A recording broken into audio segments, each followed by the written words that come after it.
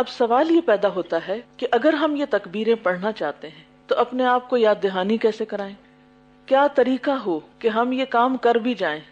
تو اس کے دو تین طریقے ہو سکتے ہیں۔ ایک طریقہ تو یہ ہے کہ آپ یہ تکبیریں لکھ کر بڑی بڑی گھر میں کسی ایسی جگہ پر لگا لیں کہ جہاں آپ لازماً بیٹھیں یا گزریں یا کام کریں۔ مثلاً خواتین کچن میں لکھ کے لگا سکتی ہیں، کھانا پکا رہی ہیں ساتھ ساتھ تکبیریں پڑھتی رہیں۔ اسی طرح آپ اپنے ڈرائنگ روم میں، بیٹھنے کی جگہ پر، کسی بھی ایسی جگہ پر جہاں پر آپ کی نظر بار بار پڑتی ہے یا پھر آنے والوں کی بھی پڑتی ہے۔ بعض اوقات ایسا ہوتا ہے نا کہ سٹنگ روم میں کوئی آ کے بیٹھا ہوتا ہے، آپ اندر کوئی کام کر رہے ہوتے ہیں تو وہ بےچارہ بیٹھ کے ادھر ادھر دیکھتا رہتا ہے، کبھی وہ ایک ڈیکوریشن پیس دیکھتا ہے، کبھی وہ دوسرے کو دیکھتا ہے۔ تو اگر کہیں تکبیریں لکھی ہوئی ہوں گی تو لا محالہ وہ بھی پڑھ لے گا۔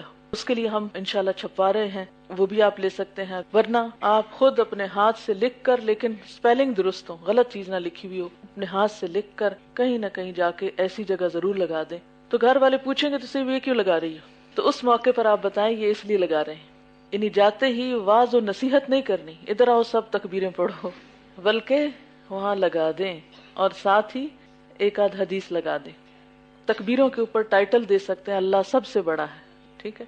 ایک دوسرا طریقہ یہ ہے کہ جیسے آپ صبح سویرے اٹھے ہیں، آپ تیاری کر رہے ہیں آنے کی، گھر والے بھی اپنی اپنی تیاری میں لگے ہوئے ہیں، تو آپ تکبیروں پر مبنی کیسٹ کو چپ کر کے آن کر دیں۔ اب کیا ہوگا، جب آن ہوگی تو سویرے سویرے سب کے کانوں میں پڑ جائے گی، اور جب وہ کانوں میں سویرے سویرے پڑے گی تو یقین مانے کہ جو چیز سویرے کان میں پڑ جاتی ہے وہ لا محالہ دن میں انکانشیسلی زبان پہ آنے لگتی ہے۔